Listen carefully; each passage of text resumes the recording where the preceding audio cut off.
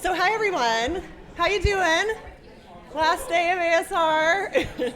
I'm so happy to be here in a room with all of you wonderful people. I'm Grace Yukich, I'm the past president. And I've heard some people say that the best part of being past president is the immediate and drastic drop of going from being in charge of 10 committees to being in charge of none. And I'm not gonna lie, that part is nice, as much as we all love committees. But that's definitely not the best part of being past president. It's that you get the honor of introducing the current president's presidential address. And in this case, it really is an honor to sing the praises, have a moment to sing the praises of the wonderful Dr. Tricia Bruce. Most of us in this room have a sense of Dr. Bruce's accomplishments, of their scope and impact. So I'll just touch on some of the highlights briefly. She's the author of 2 groundbreaking books, Faithful Revolution and Parish and Place, as well as the editor of 2 more books, American Parishes and Polarization in the U.S. Catholic Church. Her writing has appeared in major scholarly journals and top news outlets around the country. Her contributions to the study of religion have really indelibly changed the way that we think about contemporary American Catholicism. And hey, you don't have to take my word for it. Just ask the Vatican.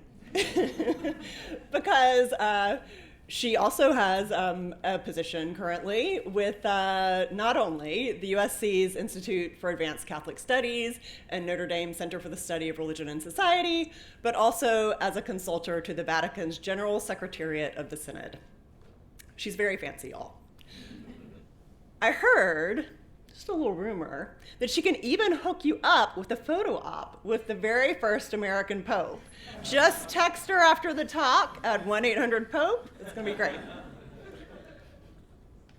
Dr. Bruce's scholarly contributions have happened not only through her publications, but also through her longtime participation in the ASR and other scholarly organizations. And many of us in this room have been fortunate enough to work with Dr. Bruce in action on a panel or on a committee, in a mentoring session, or just having a hallway chat about an interesting idea that came up in a lecture you both just attended.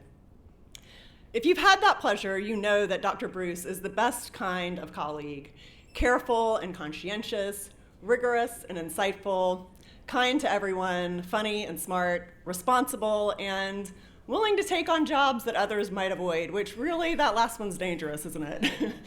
The curse of competence. But she really is a true pillar of this community, and we're so fortunate to have her in it and to have her as the leader this year of the ASR as president. On a more personal note, I've known Tricia for, over 15 years, I think, starting when we were both part of a grant program called the Changing Spirituality of Emerging Adults Project, back when we were like, why aren't young people as religious anymore? That was a different time. But we were wide-eyed and bushy-tailed as we embarked on our new careers as sociologists. And I remember having lunch at, Triple SR or ASR years ago, and having a sense that if this was somebody who I got to be colleagues with for a long time, I would be very lucky indeed. And during that long time, I've gotten to see the professional leader side of Tricia, as well as the silly and fun sides of her, like when a group of us stayed up late at night in an Atlanta conference one sweaty summer night, talking to a stranger who was filming a TV show that later turned out to be Netflix's highly acclaimed Ozark. I'm not kidding, it was so weird and surreal. It was awesome. It almost qualified as religious. I've also gotten a firsthand seat in witnessing her leadership, both as ASR president and as ASA religion chair, and to see the seriousness with which she approaches the institutions and colleagues entrusted to her. Her talk and the theme of this year's conference touches on resilience. And our organizations are able to be resilient only when leaders are insightful enough to identify what change is needed and generous enough to listen to other people's ideas about how to make that change happen. Tricia really thoroughly embodies that combination of insight and generosity, and I know that her lecture this evening will as well. So I ask you to please join me in giving a warm welcome to ASR President Dr. Tricia Bruce as she gives her presidential address, From Pews to Popes, Fragility, Continuity, and Resilience in the Sociology of Religion.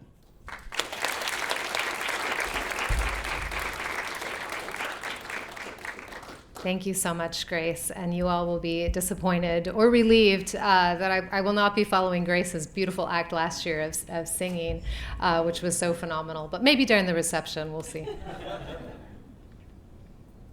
The ASR graffiti is not mine, but I loved it the moment I saw it in a neighborhood in Rome. On November 20th, 2022, I received an email from Cardinal Grech of the Vatican's General Secretariat of the Synod, asking if I was willing to accept an appointment from Pope Francis as a consultor to the General Secretariat of the Synod, the Vatican office responsible for running the global and much discussed Synod on Synodality. Consultor to the Vatican. Was this reality, I asked myself, or merely an idea? But I want to start the story I have to tell you not in Rome quite yet, but right here in Chicago. At the corner of Chicago and Wabash, some 3 blocks up and 3 blocks over from where we now sit or stand, lived about a century ago Gertrude May Doyle, or as she was better known to generations in my family, Aunt Chuck. I have no idea how or why Gertrude May acquired the name Aunt Chuck, but that's who she was and will always be. One of 9 children in a Catholic family from rural Wisconsin, the oldest sister of my mom's dad, Aunt Chuck moved to Chicago when she was 20 years old. This would have been around 1906, when Theodore Roosevelt was president and radio broadcasts were as novel as ChatGPT. The city of Chicago was, at the time, a rapidly expanding metro area, renewing and rebuilding from devastation wrought by Chicago's Great Fire. Its population had grown from small-town vibes with about 4,500 residents in 1840 to some 1.7 million residents by 1900, nearly 3/4 of whom were foreign-born, a large proportion of them Catholic, including Aunt Chuck.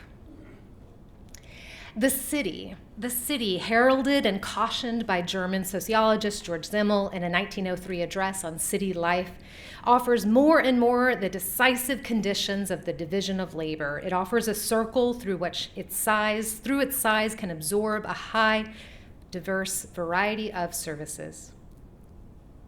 For Aunt Chuck, that circle of services included some of the best lip-reading classes in the country, because though only 20, she was by then going deaf. Deafness began to erode her competence as an office worker, said a later description of her.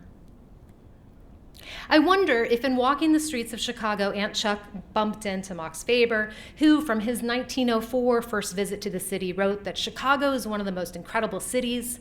By the lake, there are a few comfortable and beautiful residential districts. Then come the tenements of the working men and absurdly dirty streets. In the city, among the skyscrapers, the condition of the streets is utterly hair-raising. It's an endless human desert. And on the horizons all around, for the city continues for miles and miles until it melts into the multitude of suburbs, there are churches, chapels, grain elevators, smoking chimneys.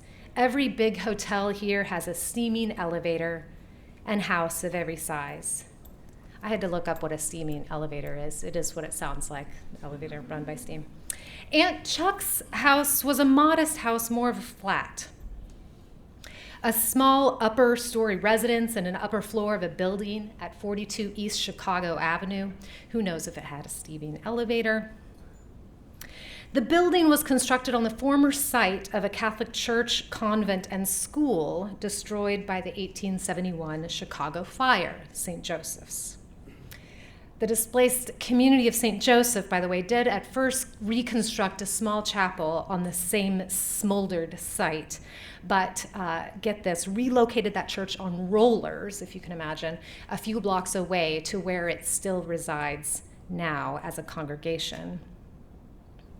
But back to Aunt Chuck's Corner, just around the corner of the 20th century, honoring the Benedictine nuns and priests who had served the erstwhile parish and school, the residence, with an Irish-born architect, was named St. Benedict's Flats. It's still there, a short walk from our hotel. So Aunt Chuck lived in a flat atop what was once a Catholic church. She lived alone, never married, had no children. Rumor had it that she had in fact fallen in love at one time and even gotten engaged, but she knew that her deafness had no cure, so she broke off the engagement, thinking it wouldn't be fair to her fiancé and kids. Heartbroken, wanting to marry only her, so the story goes, he went on to become a priest. To survive in the metropolis, the seat of the money economy, Aunt Chuck bought a sewing machine. She set up a dressmaking shop in her residence. She sewed for cooks and waitresses working in the restaurants downstairs, and I heard for wealthy women who sought her out a couple times a year from Italy and France. The city meant freedom for Aunt Chuck, who looked younger then. I just don't have young pictures of Aunt Chuck, sorry. Just as it did for Zimmel, allowing for the uniqueness and peerlessness of every personality to find expression. But the city was fragile, the city's churches were fragile, so too were the people in it. In that thick jungle of the metropolis, the physical proximity of bodies makes the spiritual distance all the more apparent. The city is where the freedom of the big city is no guarantee of the individual's well-being. Or from another translation, one nowhere feels as lonely and lost as in the metropolitan crowd. It's a crowded freedom. It's a fragile freedom. Maybe to offset the inevitable blasé metropolitan attitude Zimmel warns of for city dwellers, that evenly flat and gray tone in which everything comes to appear, Aunt Chuck attended Catholic daily mass at Holy Name Cathedral. So did I when I arrived last Friday. The church, less than a half mile from us here, was just a block away from Aunt Chuck's home and dressmaking shop. It's nearly as old as the diocese itself, dedicated in 1846 as Holy Name Chapel in a small wooden frame building to serve the area's English-speaking Catholics. 9 years later, and $100,000, a brick church and stained glass windows took the place of the original wooden chapel, rising as a de facto cathedral for the everyday sacramental lives of some 2,300 19th century American Catholic families living in Chicago. But, as with St. Joseph, the Great Chicago Fire of 1871 wiped out the original Holy Name Church, a harsh testament to fragility that charred the face of Catholic Chicago. Resilient, Holy Name resurrected as a church on the corner, this time at the convergence of State and Superior.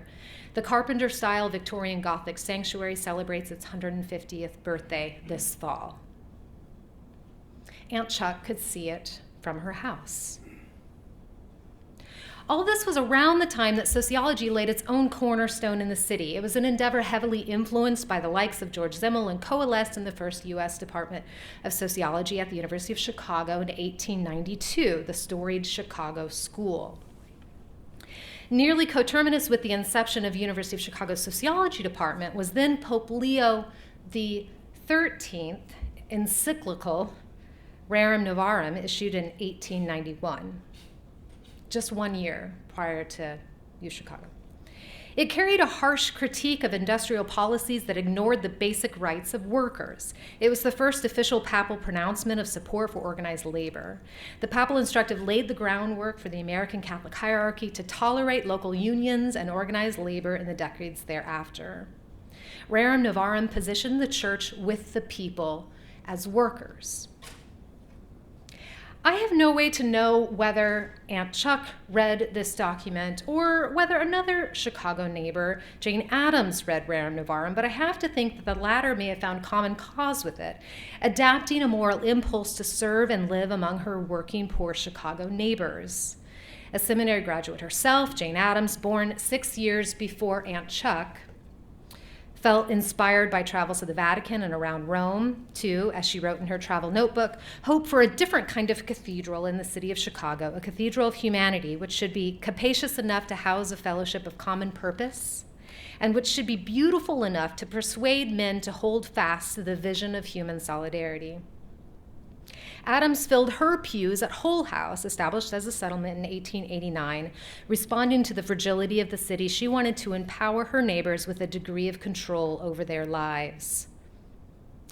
I took an odyssey to the Hull House when I was just out of college, so that's a picture around 2001 of me at Hull House, or at least the museum. Along the way, she gathered a network of urban thought partners, sociologists among them. Hull House and Jane Addams were at the center of this universe in which new ideas developed and intellectual careers began. Sociology occupied a position on the periphery of this universe. The universe found pragmatism to be a compelling point of view, defining a problematic situation within a given context to be solved and resolved, looking for problems to solve.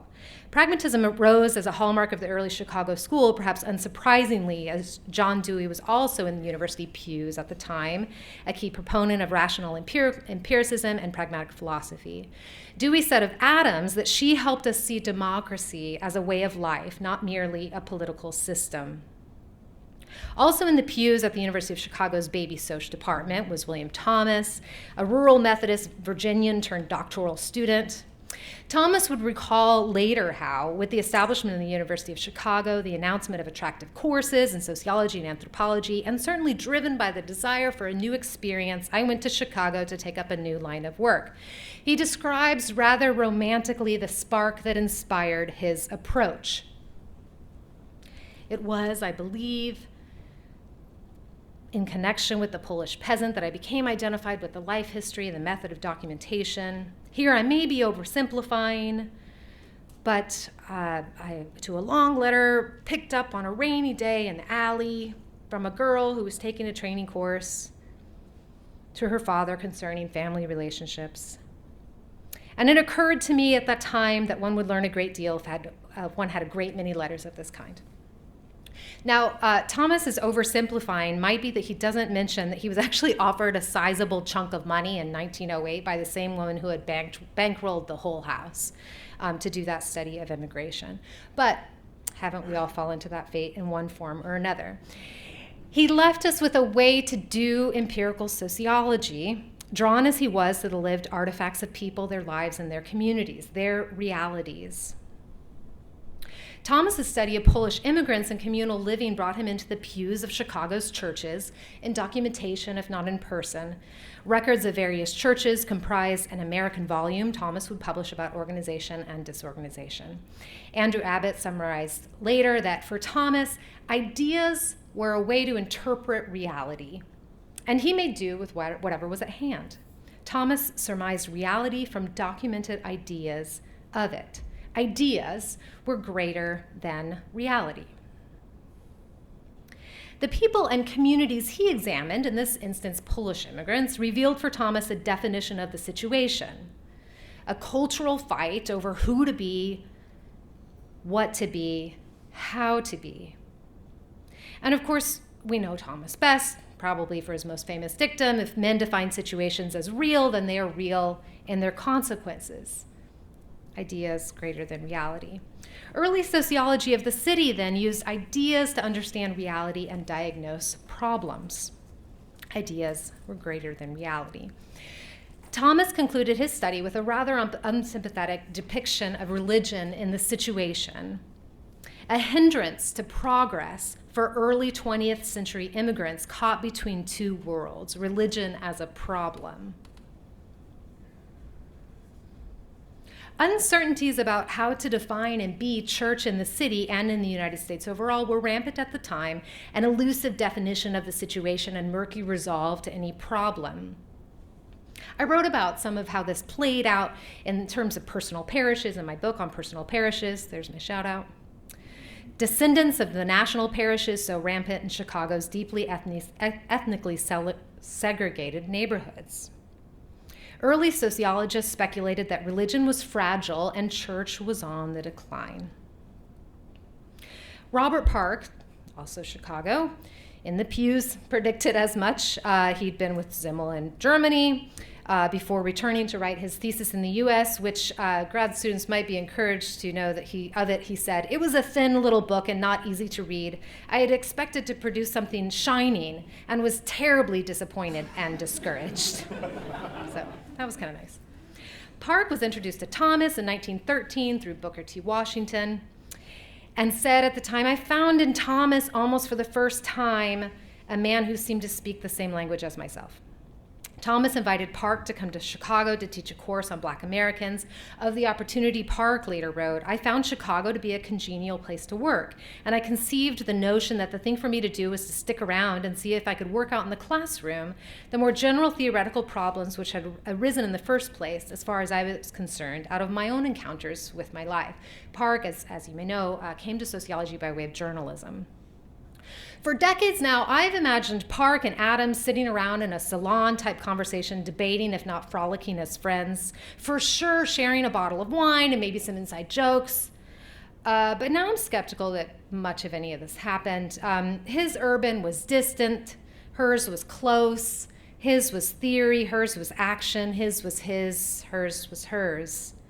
They held on to reality and ideas in different proportions.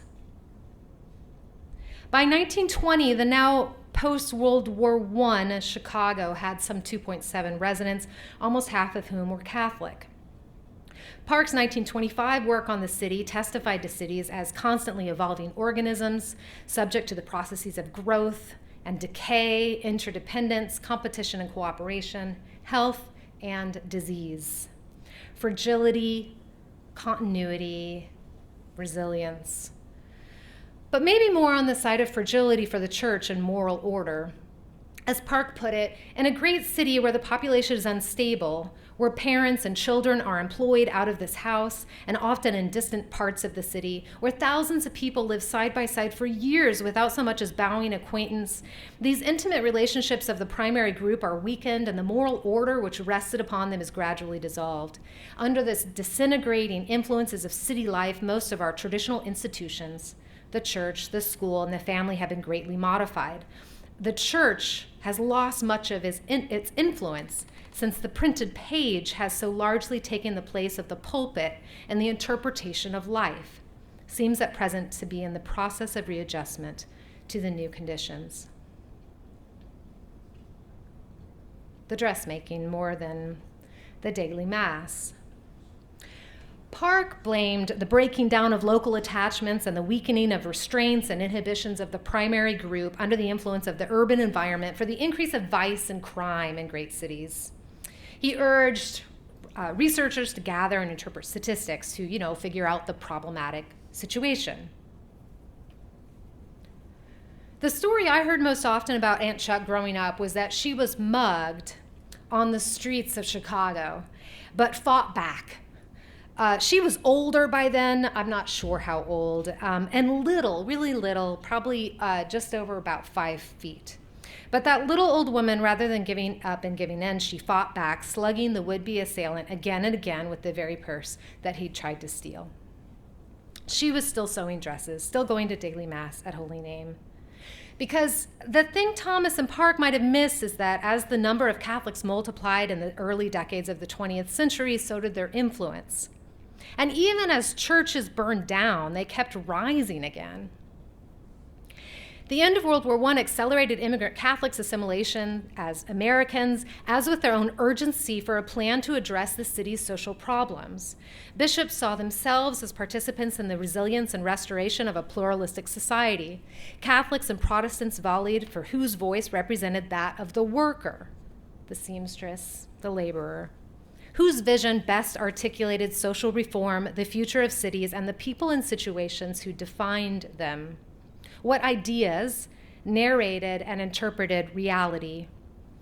If the church was too aligned with workers or organized labor, wrote one observer of this period, this might create anxiety within the established industrial capitalist order.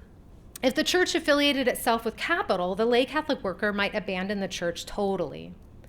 Bishops were left searching for a compromised position, attentive to Catholic workers in harsh city environments while dissuading them of radicalism and socialism. Lay Catholics now comprised both labor and management, evidence of a growing middle class. U.S. industrial society and most of its narrators at the time defined the situation of pluralistic urban culture as derivative of labor in the metropolis, not religion. You see, the thing that so many in the Chicago school seemed to miss, or render marginally significant, was that Aunt Chuck was not just a worker and city dweller, but a believer and a practitioner of faith. Early sociologists of religion recognized religion's resilience when others did not. Sociology in Chicago and beyond was blossoming with possibilities in the 1920s, buoyed by novel methods of empirical research.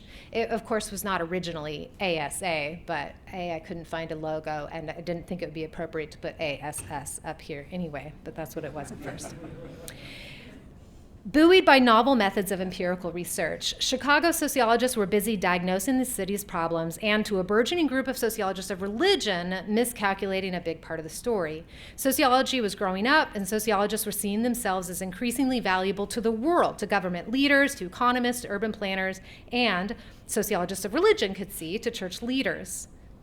The period after the stock market crash of 1929, though, was pretty rough on sociologists, just as it was on Chicago laborers and immigrants and Aunt Chuck, experiencing economic fragility in the aftermath of the market crash. Foundations trimmed grant funding, university budgets dwindled, faculty hiring froze. None of this sounds familiar. The still young ASS established a new committee in 1933 to look at training sociologists for non-teaching fields. The Depression threatened public stature. Sociologists wanted to prove their worth. And just as sociologists were making inroads to prove themselves useful in efforts around Reconstruction and widespread social, economic, and political upheaval, sociologists of religion, and in particular Catholic sociologists, saw themselves as primed and ready to contribute. They were also pretty mad at ASS, a fact documented in multiple places, which some in this room even have written about, and a stimulus to gather separately. Motivations to start the American Catholic Sociological Society sussed out in pragmatist style the problems of society and sociology and competing definitions of the situation. Among them, that the field of sociology was itself developing as anti-moral, anti-religious, or a veritable vacuum of value judgments at all. Take Father Francis Friedel's assessment that we were pretty much disgusted with the meetings of ASS with its heavy-handed research orientation and total avoidance of religion. Sociologists of religion were willing and ready to work. Sociologists of religion were learning to professionalize themselves as highly competent to understand, measure empirically, and thereby speak into core issues of the day. Sociologists of religion, Catholicism especially, were organizing. Theirs was a strategic response to a church that, at that time, still prohibited and dissuaded the laity from meaningful involvement in key areas of church responsibility and leadership. It is perhaps not accidental that clergy were instrumental to forging what emerged in 1938 right here in Chicago as the predecessor to the Association for the Sociology of Religion, the American Catholic Sociological Society, ACSS, and its ability to speak out with and into the problems of the church. At the second annual convention of ACSS, in a Chicago hotel subsequently demolished, we learned from the account published in the journal thereafter that some of the speakers voiced their opinion that the time was right for some requirement in sociology for a degree, insofar as we are confronted with so many difficult social problems demanding a solution. Sociologists of religion, so it went, could be in service to those problems. And a year later, at the third annual convention of the ACSS, again in Chicago, sociologists gathered on December 29th, 1940, which, by the way, that's when ASA used to meet, was late in the year, around December 28, 29, for Mass and communion at none other than Holy Name Cathedral.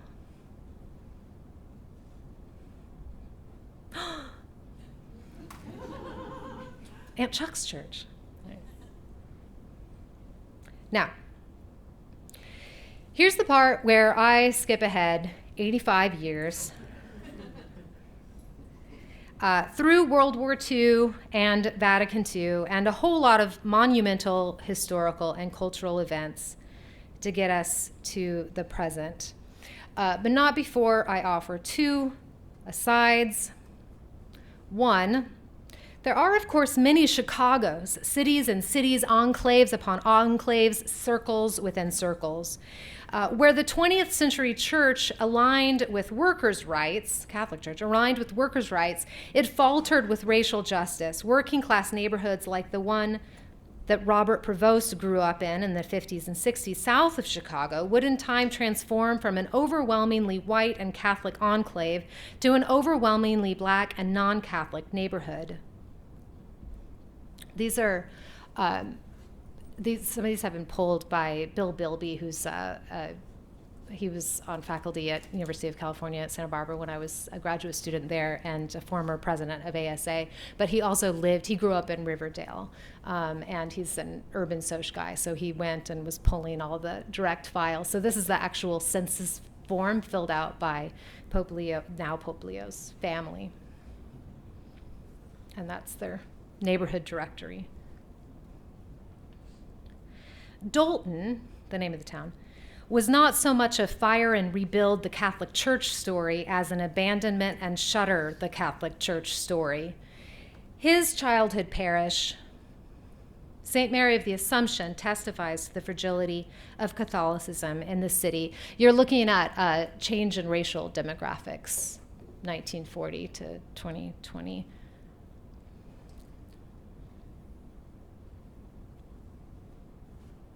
And then this is his parish, which I didn't yet get to go to because it was a good hour's train right away. But I know that Megan went, yes, and she showed me her pictures, so she can show everyone at the reception. And my second aside, here's a picture of Aunt Chuck in 1974 or 75 with my mom, still sewing, still attending Mass at Holy Name. And this would have been then the year that Holy Name turned 100. So this was from their centennial banquet. But let's keep moving. November 2022, received the email from Cardinal Grech, introduced at the outset. It was the kind of email that you want to say yes to before you even finish reading. The Synod on Synodality, though not the first synod, was nonetheless monumental in its scale of consultation and comprehensiveness. Beginning in 2021, multiple stages invited and elicited all cores and corners of the entire people of God to discern together how to move forward on the path toward being a more synodal church in the long term. Yes, the phrase is a mouthful, the methodology imperfect, especially to this audience, and the attempt to define a synod on synodality as synodal, circular at best. But what the church was trying to do, from Chicago to the U.S. as a whole, to the North American region, from every continent around the globe, was to learn to listen to reality, not just ideas. For early in his papacy, Pope Francis identified among his foundational tenets that reality is greater than ideas. He wrote this several times, several encyclicals. Those 5 words, reality is greater than ideas, flip the definition of the situation into a requirement to first ask and listen and hear and learn what is. It's a philosophy that draws so many to Pope Francis, that drew so many to Pope Francis, Catholic or not, his simple recognition of value in what and whom is in front of him. His call for a synod on synodality was a global call to open eyes and ears to realities of the church on the ground. Whoops, we just came back. All the messiness, all the contextual differences, all the disagreements, all the people everywhere. reflecting on my own selection as a consultor, in my mind, it wasn't about me, but about the realities I carried from my work as a sociologist. Hundreds and thousands of in-depth interviews and documentation on surveys, and interviews on identities, organizations, and change in the U.S. Catholic Church, from lay Catholic movements to immigration and refugee services to polarization to personal parishes to consultations with bishops to attitudes on abortion to the experience of priests to Catholic charities to women's paths and to service apart from ordination to experiences of Asian and Pacific Islander Catholics and so on. It was all of those things, all of those people, all of that reality, not me. And sociologists of religion long before me made the case for our relevance. On February 17th, 2024, I was officially announced by the Vatican as a consultor to the Synod. There is, of course, a story, some of which I know, some of which I don't, between that very long gap between 2022 and 2024. One of the few sociologists to consult for this monumental undertaking in the global church. Almost only, because the others who were in the room were really theologians as well. My appointment meant that I was invited to review and react to Synod documents before they were finalized, to offer sociological perspectives and empirical grounding, and in October 2024 to participate in the final Synod assembly in Paul VI Hall in Rome, together with some 350 cardinals and clergy, religious and laity, among them the first voting women delegates. I didn't have a vote, but others did. And Pope Francis. This is a picture from inside the hall. And this pass in the middle was like a magical Disneyland pass. I could wear this lanyard around my neck and walk past all the throngs of tourists and right into the special secret places that usually people like me, lay women people, don't get to go.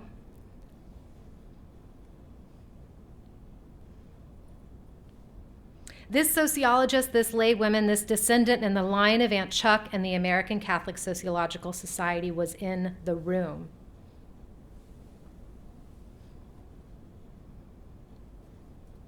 So too was Cardinal Cupich, Archbishop of Chicago, whose name appears on a plaque around the corner at Holy Name Cathedral. We chatted about realities and ideas over the most spectacular croissants and espresso during break times in Paul VI Hall. This is, in fact, one of my favorite people that I met. This little man who would make these little espresso drinks on the breaks, and the cardinals would just be wandering around. And of course, there are so many different languages being spoken, and folks coming from literally every corner of the globe. And those coffee breaks were prime time to connect over reality and ideas. Oh, and the now pride of Chicago, Robert Prevost. I knew him from the table just to my left. He gave off, I would say, Mr. Rogers vibes a little bit. I peg him as an Enneagram 5. I don't know, prove me wrong. A fan of what he shared on the Synod floor, I scribbled in my notebook at the time, I like him. You probably can't read that. With a circle and a star by his name. And if you know me at all, you know that my bar for writing that is really high. So that's actually a high compliment coming from my notebook. The 2021 to 2024 Synod on Synodality offered a bold attempt to invite reality into the room, to invite the complexity and disagreement and contextualized experience of Catholicism and modern life into a broader consideration of who and what the church is or should be. It was a prolonged exercise in the definition of the situation, an exercise in self-understanding. It is true, of course, that most Catholics, 3/4 of them, according to a recent Pews survey, heard nothing at all about the Synod. But I'm not convinced that awareness is the right metric. It was about infusing the structural workings of the church with a process to better account for reality, not just ideas. And the fact that the newly appointed Pope Leo mentioned synodality while still on the balcony means that it's going to stick around as an intentional practice, if not a well-known concept.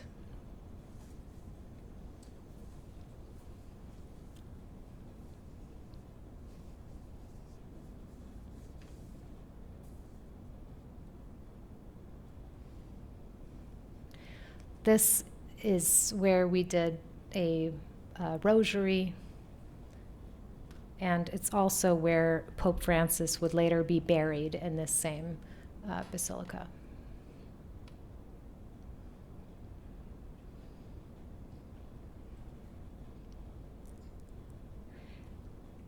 At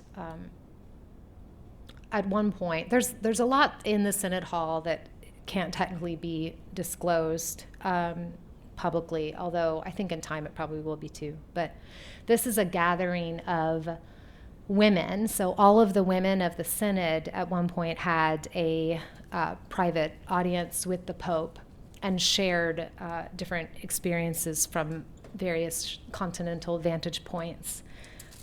I will say, though, it came at a particularly frustrating moment because it was on the heels of having just learned that a study group devoted to the question of women's roles in the church was essentially a bogus study group with no actual people on it. That was very frustrating. And when I walked home that night, I fell. It was slick, and I tripped on the sidewalk or something, which somehow just seemed so fitting. But I was, and others in this room at this time, were smiling, but we were kind of mad. And Pope Francis actually showed up late to this because they were just basically filling him in on, like, everybody's really, really mad. And so he came in, but it was hard because, you know, this is a person who has a high level of stature, and from this group, a high level of respect. And yet it felt like fawning in a moment where we really wanted to yell.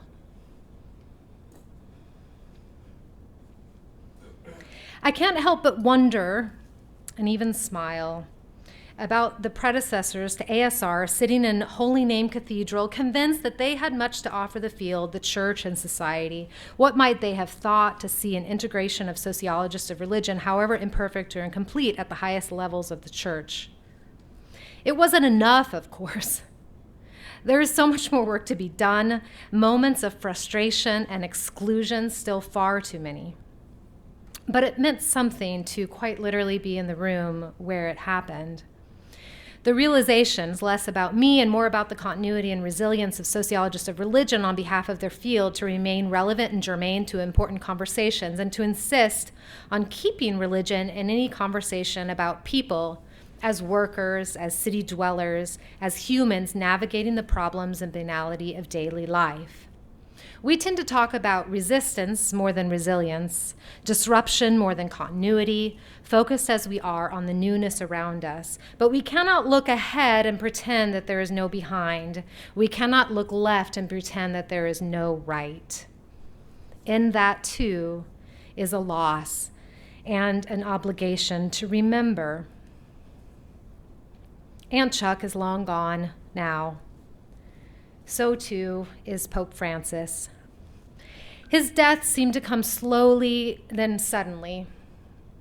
It didn't hit me personally until we all saw the white smoke making the election of a new pope.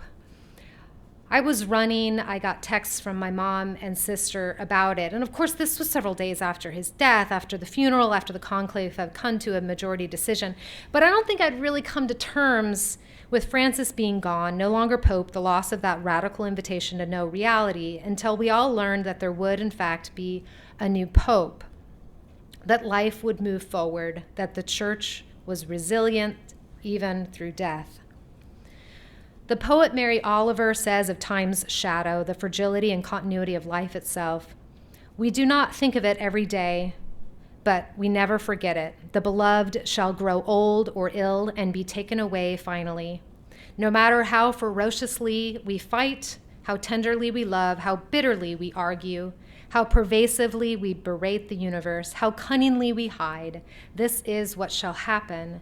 In the wide circles of timelessness, everything material and temporal will fail, including the manifestation of the beloved. In this universe, we are given two gifts, the ability to love and the ability to ask questions, which are at the same time the fires that warm us and the fires that scorch us. The cathedral around the corner couldn't be more thrilled to welcome an American Pope from the city. I bet Aunt Chuck would be too. Resilience sits somewhere at the intersection of a reality and an idea. It breeds self-understanding amid evolution and through fragility. It embeds a kind of continuity that we can forget in the rush to define situations and resource problems. That's as true for Catholicism and ASR as it was for Aunt Chuck with a sewing machine and an upstairs flat. Thank you very much.